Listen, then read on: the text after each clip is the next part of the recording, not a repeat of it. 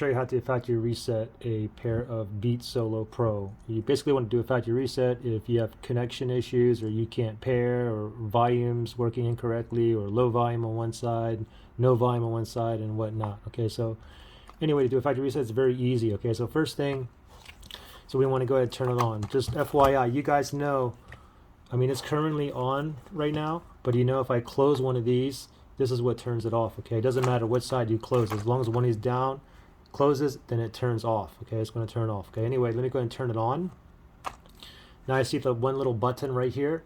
What I want to do is just press and hold this and keep holding this until the white blinking light turns off. Okay, and this will take about 15 seconds, 10 to 15 seconds or so. Here's the button here.